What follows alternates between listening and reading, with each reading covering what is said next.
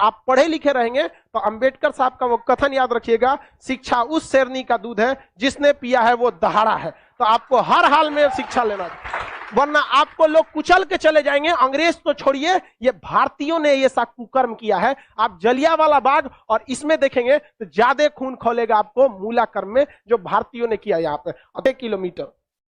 अब अगर किसी का घर यहाँ है और उसको यहाँ जाना है तो वो मंदिर के रास्ते से नहीं जा सकता है, लौट के जाएगा पूरा गांव हेल के बाहर बाहर यहाँ पर, और फिर आना है तो इस तरह से हेल के आएगा। खुद हिंदू धर्म के शास्त्र को पढ़ी, आपको पढ़ाए ऋग वैदिक काल में जाति का निर्धारण कर्म के आधार पर, उन लोगों ने अपनी फायदा के लिए जाति के आधार पर कर दिया, वंश के आधार पर किया कि नहीं किया? हम ये बात थोड़ी कर रहे हैं, ये तो ऋग्वेद में लिखा है। हम कौन होते हैं भैया बताने वाले कि जाति के आधार पर होगा कि नहीं? ऋग्वेद हम लिख ले हैं। मूला कर्म एक टेक्स्ट था जिसमें दलित लड़कियों और महिलाओं को अपना स्तन नहीं ढकना था, खुला रखना था। अगर वो स्तन ढकती है तो उसे टैक्स देना पड़ेगा ऊंचे जात वालों को। और वहां पे जब टैक्स देने गया तो महिला जो थी ना, इस मूला कर्म को हटाने के लिए अपने स्तन को चाकू से काट दी और मर गई सब महिलाएं। वहां एक है कि वाइकोम सत्याग्रह, यह केरल के मालाबार तट पे हुआ था, टी.एच. माधवन ने किया था। यह मंदिर प्रदेश के लिए था, अंग्रेजों ने इसको भी किया, इजवा जनजाति के लिए था। देखिए क्या है, वाइकोम सत्याग्रह केरल में था। ये वाइकोम सत्याग्रह, वाइकोम सत्याग्रह कहां किया गया था? वाइकोम सत्याग्रह मोपला विद्रोह केरल। देखिए टी.एच. माधवन ने इसका चालू किया था। देखिए पहले ऊंचे जात वाले लोग न थे ना, नीचे जात वालों को बहुत सताए। इजवा जनजाति थी जो SC ST में आते हैं, इजवा जनजाति। अब एक मंदिर था, मंदिर के सामने क्या थी? सड़क थी। तो इजवा जनजाति के लोगों को, यहाँ के लोग जो ऊंचे जात वाले थे, वो कहते थे कि तुम इस सामने से नहीं जा सकते, यहां से तुम प्रवेश नहीं कर सकते। दूसरा रास्ता बहुत लंबा दूरी तय करके था, 5-6 किलोमीटर। अब अगर किसी का घर यहाँ है और उसको यहाँ जाना है तो वो मंदिर के रास्ते से नहीं जा सकता है, लौट के जाएगा पूरा गांव हेल के बाहर बाहर यहाँ पर, और फिर आना है तो इस तरह से हेल के आएगा। बताइए ये गलत बात था कि नहीं? अरे यार, वो छोटा जात बड़ा जात क्या होता है? छोटा जात वाला तो बड़ा जात वाले को छू लेता है तो कहते हैं अशुद्ध हो गया, ज्यादा वोल्टेज छोटके में है कि नहीं है? आप बताइए, छोटा जात वाला बड़े जात को छूता है तो क्या कहते हैं? हम अशुद्ध हो गए।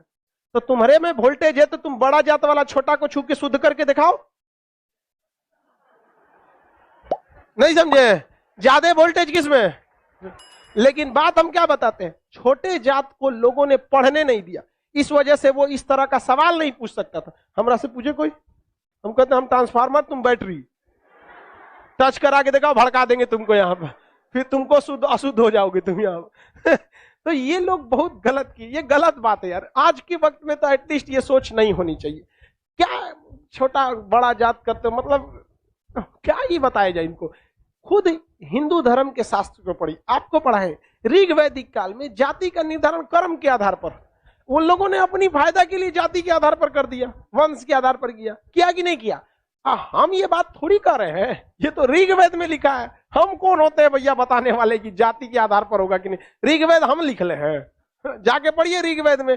वहां एक ही परिवार में 4 जाति के लोग रहते थे, प्रारंभिक वही है ना, बाद में ना संशोधन कर दिया गया, तो गलत था। यहाँ पर केरल में बहुत अत्याचार हुआ। यहाँ पे केरल का त्रावणकोर का एक राजा था, यहाँ पर इसने दलित महिलाओं को मूला कर्म लगाता था।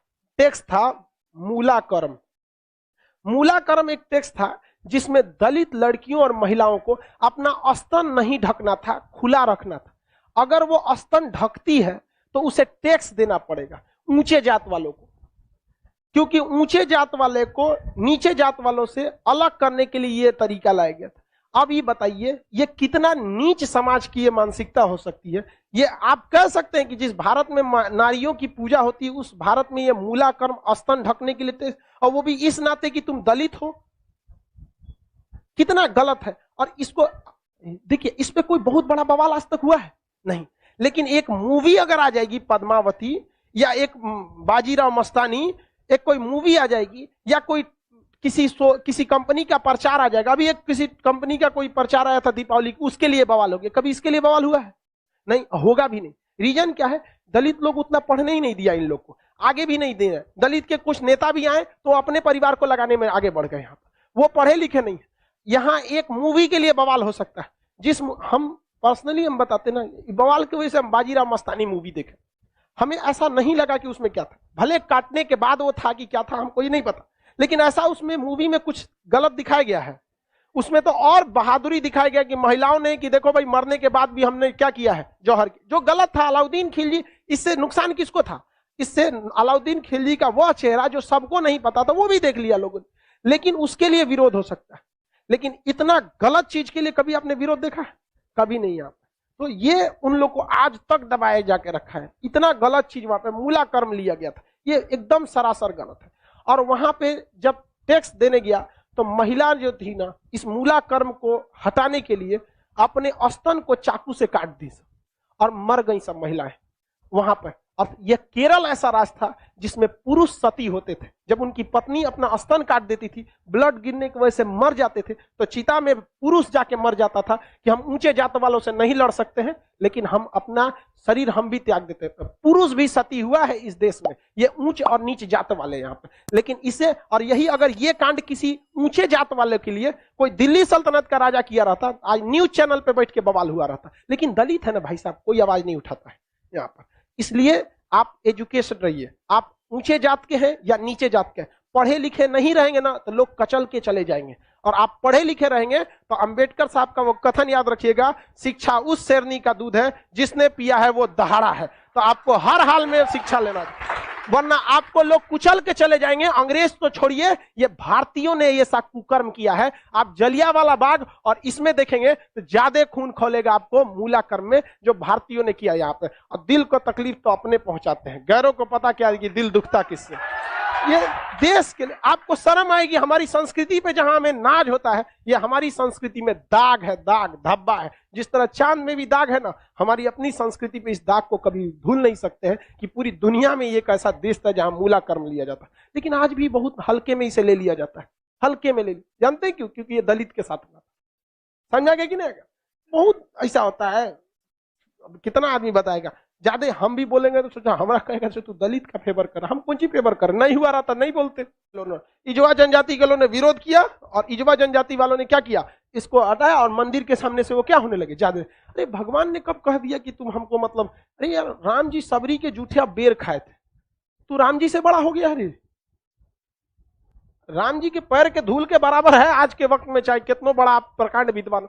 सबरी के जूठा बेर खाए थे कि नहीं, जूठा बेर यहाँ। और आज लोग कहते हैं कि छू देंगे तो अशुद्ध। अरे भगवान जूठा बेर खाए, देख ले भाई, अब इससे बड़ा साक्ष्य क्या चाहिए। लेकिन नहीं, हम श्रेष्ठ रहेंगे, दूसरे को दबा के रखेंगे। ये सोच बहुत गलत है समाज की, और ये धीरे धीरे सही होगा।